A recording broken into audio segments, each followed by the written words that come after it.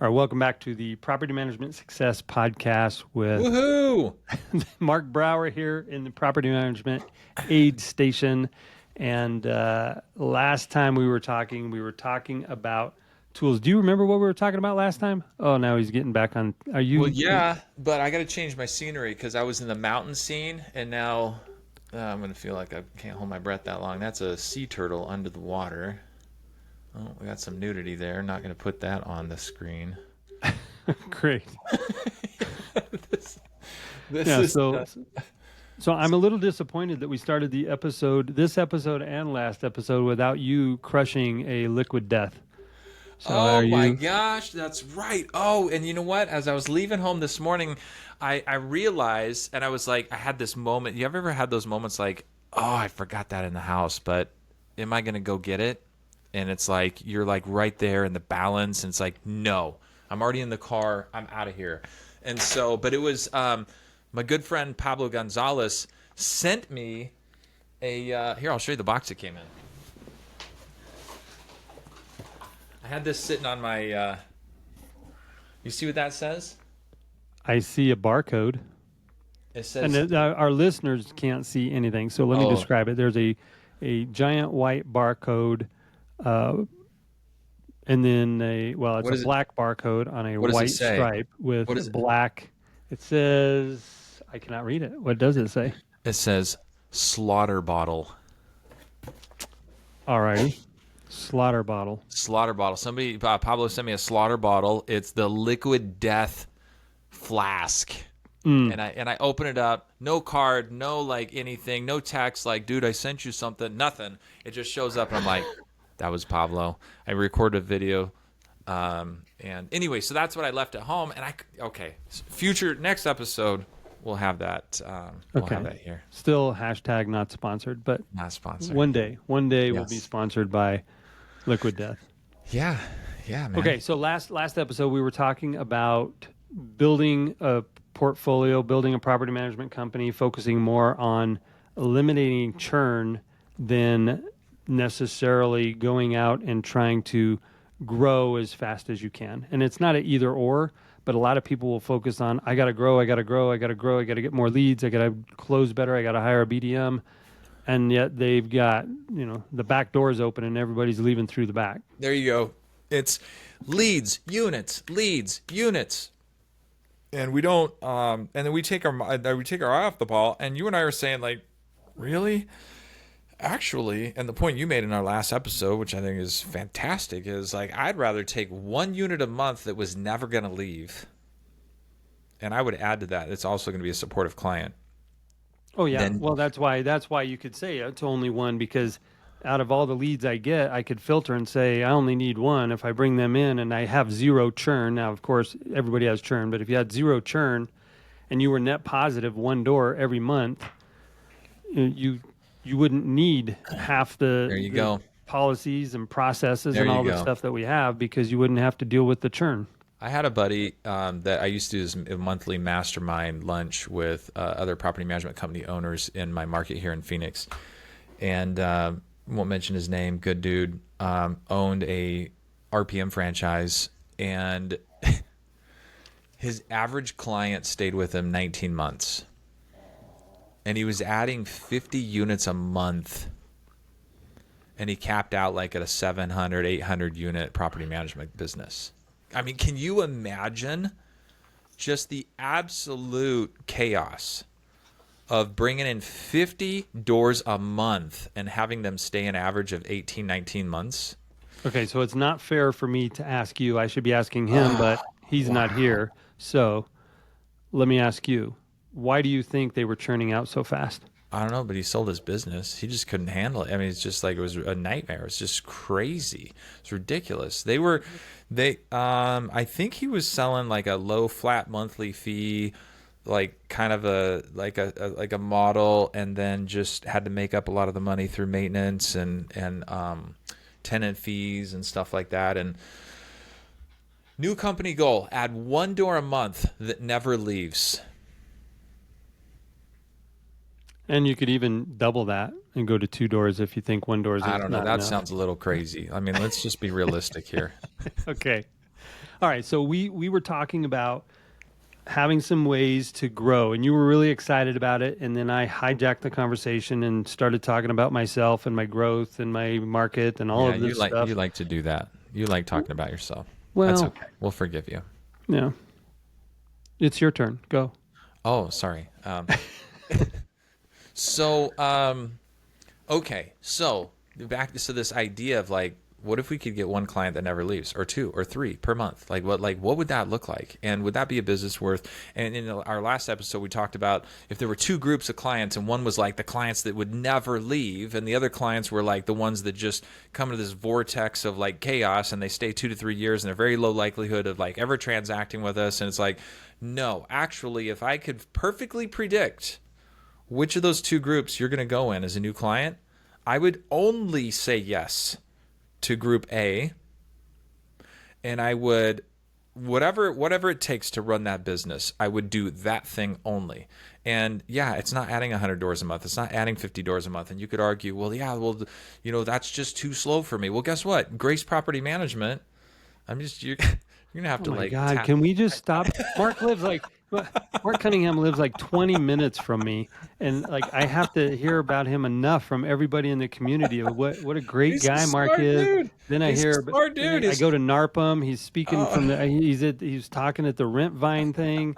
It's like enough. okay, okay. He's a Some good guy. Mark certain is a very very smart person. some unnamed professional in our industry that I look up to has been doing it for 47 years, and where am I going with that? And if you could just they've kind of figured something out. They don't take anybody on, and not only that, they don't even have salespeople. He thinks it's like a conflict of interest to have a BDM, because that BDM is just going to slam anybody in there that they can, because they're commission driven behavior. And so he has his property managers closing accounts. What if the property manager's too busy? What if they're pulling their hair out that day? What if they just really don't show up? Well, guess what? That's like a natural filter on the clients. And they only end up with people that stay with them an average of 10 years. Okay, so I'm not going to fire my BDM. He's amazing. And he actually is more like kind of team spirit, like really filters out the people that are not very supportive, and that's amazing because it's actually contrary to his commission incentive. But there's three things that I'm really excited about building that I think could have a huge impact on only bringing in those clients that go in the crock pot, that like just never leave, that are just supportive, that we're highly profitable with, that we transact with. And by the way, the difference between profitability in the person that stays 3 or 4 years and the person that stays 10 years and transacts one time, it's a factor of 8x. It is huge. 8 to 10x plus, we're talking difference in profitability. So if you could predict on the front end. But here's the problem. Like why would you ever take the person that gives you 1 unit of profit versus 8 units of profit? You just wouldn't do that. But here's the challenge. It's like, how do you predict this until you're like 5 to 7 years into this relationship? Now you have enough evidence that says, okay, this person correlates with being that long-term super supportive of client. And so what are the leading indicators? What are the things we can do in the sales process? What are the what is it called? It's not client screening. It's new client qualification. How do we qualify new accounts in a way that makes it like super highly correlated that we only bring on those like really supportive people? In the last episode, we talked about I'd rather grow by 5 units a month or 10 units a month with highly supportive owners that are likely to stay 10 years and transact one times, then 30 units a month that stay with me 5 years. Forget it. I just don't want all the chaos and the drama. I just cut that part out. Just leave me with the profits. Sounds like a good idea, right? So the 3 things, you want to hear them? Let's hear it. Okay, you got to beat me up on these and argue with me and tell Oh, me. I'm poking holes. I've already got my notes. I've got a pen. I'm ready to go. Okay, so number 1. Now I'm nervous. I don't even know if I'm not going to remember all 3 of them now. I've wrote them down on the board in my room here. Number 1, questionnaire. there's a questionnaire they fill out. And you can segue back to this when we talk about ChatGPT dumbing down America, Okay. because I used ChatGPT to create a questionnaire recently for our Wealth Builder program. Okay, Wealth Builder program, separate topic. But what if there was a questionnaire for all new PM clients? What if it was fairly simple, but what if it was required actually? What if we asked the questions that revealed their emotional tolerance for ambiguity, uncertainty, and negative cash flow? What if we asked questions that revealed their financial strength, not just their balance sheet, not just the financials on the property, but also their cash flow? What if we asked the questions about that revealed their mindset about whether they were like frugal to a fault and super cheap, and like, or whether it revealed how much of like a swooping and micromanager they are when things go wrong in their life? What if we were able to get some kind of a profile about how likely they are to approach this like a business and think long term and think in terms of opportunity costs instead of financial costs? Wouldn't that be cool? Okay, so that's one, a Okay. questionnaire. Don't go to two yet. Okay. Don't go to two yet, because that is one of the things that I was doing for years. We created a landlord and property, a new landlord and property questionnaire that everybody filled out before we typed up the management agreement. We wanted to get this information, and it was easy. It was an easy sell, because I would tell them, look, it's going to take you a few minutes to do this, but we want to collect all the information that we're going to need to legally and professionally manage this property for you for the next years to come. And we need this information in order to prepare the paperwork, but also we need to collect this information at some point, so we might as well do it up front so we can get it right.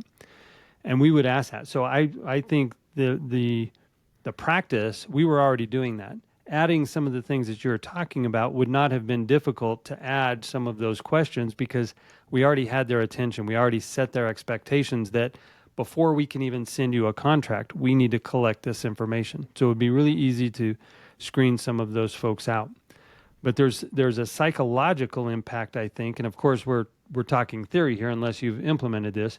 I did it one case, so I can talk about that in a minute. Okay. So there's a psychological impact where you're going to either screen out the people that you don't want because they're like, why is this guy's a jerk. Why is he asking me all these questions? He doesn't need to know if I have money in my bank account. He doesn't need to know if I'm going to micromanage.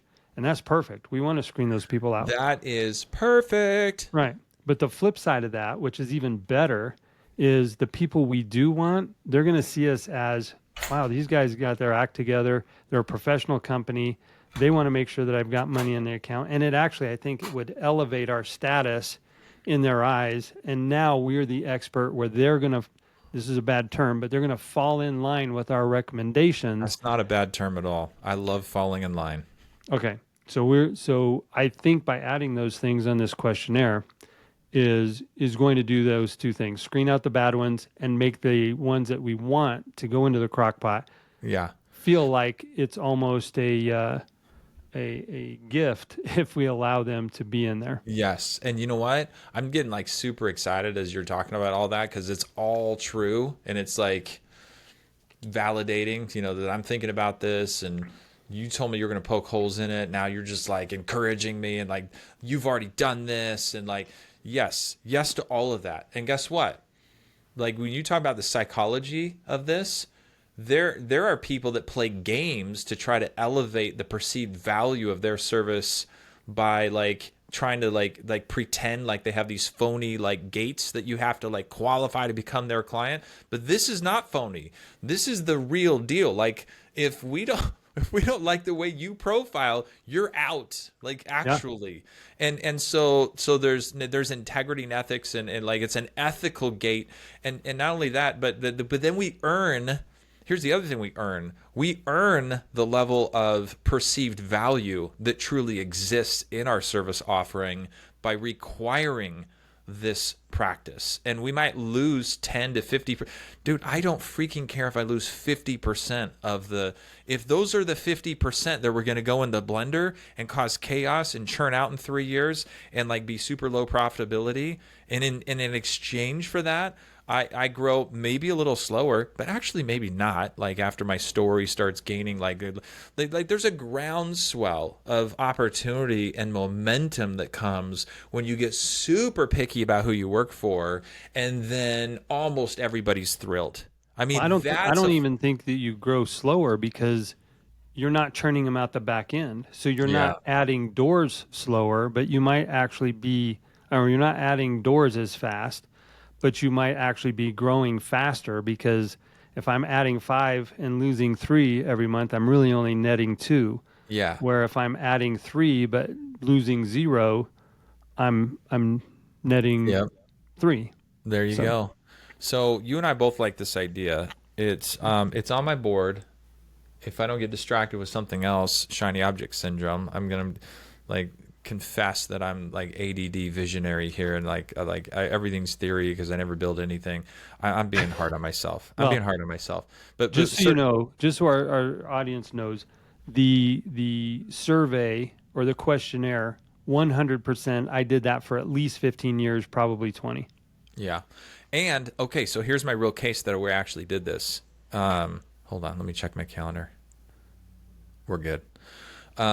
Here's when I actually did this. I alluded to this wealth builder program that we actually have on our website now, and like I'm sort of building this out as people kind of opt into this. And I use ChatGPT for the for first person that opted in. They're like, I want to be part of your wealth builder program. I need guidance. I've like followed different like gurus before, and I just like took some wrong advice, and I need help building my real estate portfolio. I was like, all right, let's go. And so I built this. So my instinct was like, oh, I have to have an onboarding questionnaire. Why? Because I need to understand their financial strength and their psychographic like kind of profile, and I understand their time frame and all of that stuff, right? Just like a financial planner would. And so I had GPT create this questionnaire. It was fantastic. The person filled out everything. They revealed everything about their balance sheet, like their personal financial, like overall like assets that they own, cash and everything, and their cash flow, their income, and the property and the debt on the property. They were bringing one property on board at the time, and it was awesome. And I got a really clear. And one of the questions, I think, if I recall correctly, I don't have it in front of me right now. One of the questions was on a scale of 1 to 10, 10 being the most comfortable, 1 being the least comfortable. How comfortable are you with negative cash flow to achieve your long-term wealth building goals? And this particular person put a 9. And I was like, "Oh, that's a good sign." You know, whether they just think they're a 9 or if they're really a 9. Unfortunately, this individual just didn't have a high enough income and a large enough balance sheet and access to cash to be able to really make some moves. But what was cool is I created a GPT folder. First of all, I dictated on my phone for like 30 minutes or 20 or 30 minutes in the Memos app, the voice Memos app on the iPhone. Every idea I had about this wealth builder program. I took the transcription of that dictation, threw it into GPT with a new folder, like a new project folder, and I said, I'm building this out. And then I had it create, the questionnaire and all these other tools. And then I created a separate folder or a separate chat thread specifically for this woman. Rebecca was her name. And so then I recorded my phone call with her, put that transcription in there, put her questionnaire responses in there, and bam, it spit out like her plan. Here's her plan. It was a beautiful thing. I said, give me a follow-up email from our first phone call that gives the plan, and then it outlined, hey, you are in a hold period. The goal right now is to optimize, like stabilize and optimize the management, the operations of your current asset while you increase your income and your cash so that you can make additional moves. It was beautiful. Anyway, so back to the point. The questionnaire is a great idea. Yes. Okay, well, I wondered how you were. We went way out and around. This No, is I almost couldn't help like when myself. you and Peter went up that asinine Yeah, hill, way up and yeah. around, out of. You Okay, can cut all that out if you want. So no, no, that was number good. one question. Number one questionnaire. Number two was number Number two. 2 is, oh, and I got this from Peter. Instead of signing people up with a property management agreement, and then going to inspect their property to see if it meets our rent ready standards. He did something different recently where he offers to inspect their property for a $300 fee to assess whether it's rent ready, write up the full report, all the recommendations, and do like a rent survey or whatever, and then based on whether they're willing to make the investment to meet his standards, then they will sign a management agreement, and which is a beautiful thing. Because you can theorize all day long, like, oh, yeah, I'm going to meet all your standards for support. And yeah, this is really great. It's all conceptual. It's all an abstraction at that point. Where the rubber meets the road is like when I go do that rent ready inspection, give you the report, show you need to spend $4,500 to meet my minimum standards. And then A, you're either really pissed off because you feel duped because you're tied into a contract now, or B, we started off and said, we're not going to sign a contract until we do this first process. We're going to charge you $300 for it. By the way, in scenario A, I charged nothing. I charged nothing and I have a pissed off person. Scenario B, I charged $300 and I have somebody that's like, no, I don't really want to do that, but hey, thanks for the report, and I'll go on. That's brilliant. Okay, so tying this back again, this is something that I've been doing for 20 years. But I just didn't know any better. When I first got into the business, I wanted to make sure my time was covered. So we always charged a setup fee. And we did it two ways. The first one, we would go and look at the property. And then if we wanted to work with them, we would charge a setup fee. Then later on in my career, we would just say, hey, based on our phone call, I think we're ready to go. I'm going to send you the questionnaire. You fill out the questionnaire. Then we're going to go ahead and fill out the management agreement. You sign the management agreement. In there's the setup fee. Included in the setup fee is our new property onboarding walkthrough, and we would go through and document the condition of the property. We've already provided you a list of here is our standards because we're putting our name and reputation on your property. Your name isn't on your property. It's our name and reputation. These are the standards we expect it to be at. If it's not, you're already agreeing to bring it to those standards. So I agree with Peter. I think you have to get paid for the work you do to bring a property on, especially if somebody says, I want the property to rent for $2,600 and it's only worth $2,400. You're going to set it at $2,400. And if the guy after 3 weeks is mad that it's not rented or whatever and wants to walk, I still want to get paid for the new property walkthrough that I did, the paperwork we did, all the onboarding. But in addition to that, not just covering my time, again, this business is super psychological. There's so much psychology that goes into it. I want my partner in this rental business where I'm renting out his property, I want him to have some skin in the game. And if he's not willing to pay that $300 setup fee or whatever you decide to charge, if they're not willing to commit that to our partnership, then that tells me that they're still hesitant in our ability to do what they want. So I need to evaluate, do they want something that I can't provide, or do I need to re-educate them on what we do provide? And then if they're still not willing to spend the money, then they were never going to be a good client, and it's on to the next. Beautiful.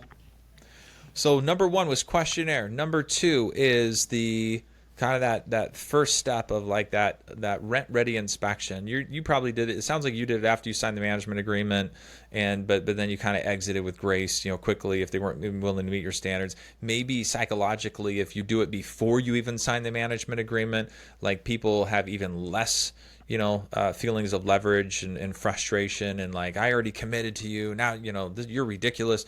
So beautiful thing, and charge for it. This is a partnership. If that is what wipes them out, they're not willing to contribute to that partnership in that way, then hey, maybe they're on the blender side instead of the crock-pot side. Number 3. I wish we had a better analogy than the blender and the crock-pot. I feel like, because when you say crock-pot, I think of the show Breaking Bad, and I don't know why, but when they would dump the guys in the acid. No, and we're not doing this. They would just become a part of the. Nope. Yeah, that delete. Okay, Well, that's not what we're talking about here. All right, then we'll come up with a better crock-pot and blender scenario. So here's you tell me what. Yeah, that was the best my brain could do. Put that into your Chat GPT friend.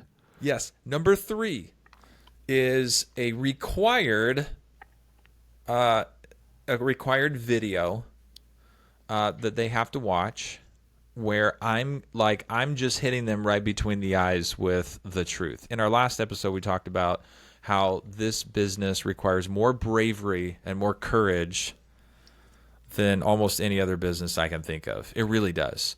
And I think we often shirk away and shy away from the reality. I did a LinkedIn post recently where I took a screenshot, or there was a meme of Jack Nicholson from A Few Good Men. Have you seen the movie? Oh yeah. Yeah. So he's on the stand. You can't. What does he say? You can't. What did he? Come on, You you're close. you. Oh yeah. I was gonna let you deliver the line. I didn't want to steal your thunder. Yeah, no, you steal it. Go ahead. All right. You can't handle the truth. Yeah. You Yeah. want the truth. Yeah. You can't handle the truth. Tom Cruise is like going at him and, trying to get him, and it successfully gets him to confess that he's the one that ordered the code red on the other Marine, and the Marine lost his life, and there's court martial and all this stuff.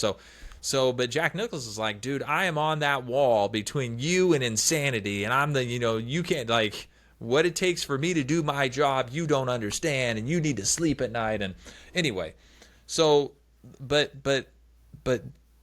I have felt for years, Tony, like our clients can't handle the truth. They can't handle the truth about themselves, or it's rude for me to talk about it, or it's negative, or, they just kind of have to ease into it over a few years and norm to this very difficult business. The reality is our clients don't possess the leadership skills needed to lead a business effectively and empower a business manager effectively to do a high quality, like most of them don't have this innate ability already. It's not an innate ability. It's a learned skill. You acquire this. You have to earn it. Well, and frankly, they don't need to have it because they're not fighting the same battles that we're fighting day after day. They have their own job that they've developed skills there.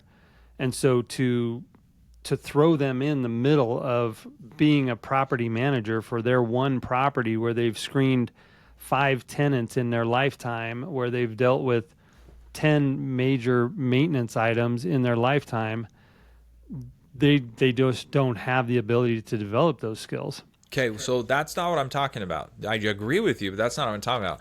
They need to have the mindset required because they don't have those skills. They need the mindset required, like all business owners acquire over time. All successful business owners acquire a certain mindset that enables them to empower someone else to do a job for them that they don't even fully understand and appreciate without micromanagement, with a healthy level of support. And that's what so many of our clients struggle with.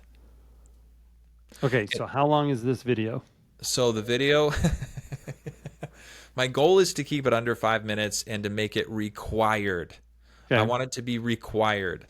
And I posted on LinkedIn recently, actually on the Mark Brower Properties LinkedIn page, a little video that did pretty well. And it's a minute and a half video where I contrasted landlord mindset with sophisticated long-term investor mindset. And I did about like 5 or 6 contrasts. Here's this way of thinking. It's the same issue. And I showed the polar opposites. And I showed it to my team, and they're like, every single one of our owners needs to watch this. And it's like, okay, so maybe some of that, maybe some of the reality of like the investment that your property is going to require, a little bit of inspiring them about our purpose, which is helping good people do more good. Like I want to tie in just the highest level, most important mindset issues in a 5-minute or less video that is required watching, that is really sort of refreshingly but also shockingly honest with them about the nature of this business and the nature of our relationship. And I'm hoping that some people will self-select out when they watch that video. So self-select out because we did the rent-ready inspection, didn't meet the we screen out because of the questionnaire, and then self-select out because we have this really sort of honest, like hit you between the eyes video about the nature of our relationship and the nature of this business.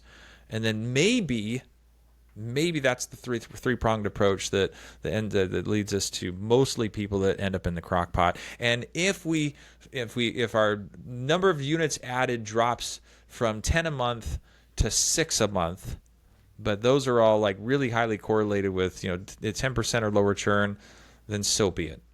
That's the business I want. To go back to your point number 3, just to give a little context, early on in my career, I would tell my landlords, I would tell them, if you hear from me, pick up the phone, because it's something major, because you've hired me to handle everything else on your behalf. The reason you've hired me is to take the workload, the stress, all the stuff that's happening off your plate. And so it's only if I absolutely need you that I will reach out. And I thought that was like beating my chest, saying, look, we've got it covered. We've trained our landlords. They don't ever need to hear from us. And then I started having this wave of people, when their leases would come up for renewal, they would cancel with us because it was so easy. Like, we're paying you X hundreds of dollars to collect rent, and there's never any issues. So we just think we can do it ourselves. And it was like I was the duck. You've heard that expression, right? You're smooth and sailing on the surface, and underwater your legs are kicking like crazy. I've never heard this. I've never heard this before. You've never heard about the duck? No. Okay, well, if you watch a duck swim across a lake, underneath their legs are kicking like crazy, but up above it just looks like it's just smooth sailing, just going across. And that's what our clients see. They see the duck above the water. They don't see the legs kicking like crazy to make everything happen. And so I made it a point to start sharing not necessarily their disaster stories, because they already kind of know them. I tried to include them more on what we were doing versus ask their opinion. But I searched for horror stories from our industry, and then also what some of our other clients were experiencing and how we were solving them for them, just so that they knew this is something that one of our other clients were experiencing, and here's how we help them through it. And that way they saw on a monthly basis that we are actually doing things for our money, and thank God we're not having to do it for them that month. Like, wow. they're making it through. So I think including some of those painful situations in the video that you're talking about, or in some of the required information, or in some of the newsletter that you put out, of course, make it anonymous, so you're not throwing other clients under the bus or somehow sharing information you shouldn't. But I think there's some power in educating what we're doing behind the scenes every single month in the property management space that's protecting them from having to do it. You know what? I really like that idea. And it connects with another idea that Peter Lohman and I were talking about months ago, or that he was kind of writing about in his newsletter, was this idea of like, man, maybe we should, like, I'm paraphrasing, I might get this wrong. Maybe we should actually start collecting all the positive things, all the actions we're taking on behalf of our owners, and like itemizing those and putting those in together with the monthly statement. Here's your financials. Oh, and by the way, here's everything we did for you this month. Because I think there's at least 300, if not 500 individual tasks that we have in our project management system for managing a property over a year's time. And it's like that goes unnoticed. And what the client, again, it's a mindset issue. I got to write this down, because this is one of the things I want in the 5-minute video is like, we're doing. Just listen to our podcast back, and you can just pick it all up from here. And you'll feed this episode into ChatGPT. Yes, that's what I'm going to do. Document everything 100%. For you that you need to do. But yeah, the idea is like, if you experience no drama, things are. I had this client. Oh my gosh, man! He called me a few weeks ago. I think I'm going to cancel services from you, but I'm willing to take another proposal from you if you'd like to retain me. I have a proposal for you. Dude, this conversation is so far off base. I'm going to try not to laugh right now. Okay, so here's the reality. I cracked myself up too much now. I think I forgot the thread. Okay, the client called you. Yeah, he called me like, oh, and then I just don't know, if I'm getting the level of service that I need. And I said, well, tell me about your experience so far. He's like, he'd had two tenants, each for 2 years. And I said, and at one point in the conversation, I said, hey, we really pride ourselves on like responsiveness and like answering the call 98% of the time live. And he's like, and I said, have you experienced that, or have you experienced something else? And he's like, well, come to think of it, I haven't really had to call you. And then he goes, one thing I will say to your credit is you guys found some really good tenants, and they both stayed for 2 years, and the property looked great when they moved out. And I was like, that's the point, dude. Yeah, that's the point. Like you're gonna leave me? You're gonna go to the low cost provider, dude? Freaking don't let the door hit you on the way out, bro. So, So what were we talking about before that? Just the pain points and sharing some of the issues that happen. So here's what I think is brilliant. So instead of like coming up with a huge list to like prove to the client like, hey, we're actually working for you, I love your approach even better.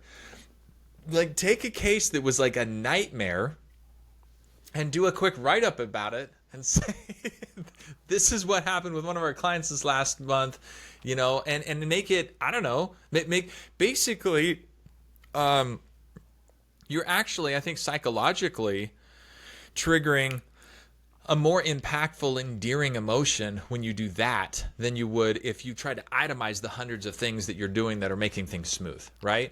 And where does that go? It's that guardian effect. It's like I've got all these people behind me that I'm protecting. You're one of them, but here's what happened, and here's how here was the issue. Here's how we overcame. Here was the outcome. Yeah. Now this is gonna hurt my head and heart because like there's been some really good ideas in this, and I'm a dreamer, not a doer. And now if I don't hang up with you and go write them on the board right now, they're like I'm anxious that we're gonna lose Somebody write these down. Somebody in the audience write these down and email them to Mark please. Brower. Mark will give you markrent.com. There you Send go. me an email. Ask me if I followed through with some of these things. That would be helpful. Yeah. So to tie back to how much some of these landlords don't know. I had a good friend of mine reach out to me. I'm on a board. I've known this guy for 15 years. He manages his own properties. I think he's got 8 or 9, something like that.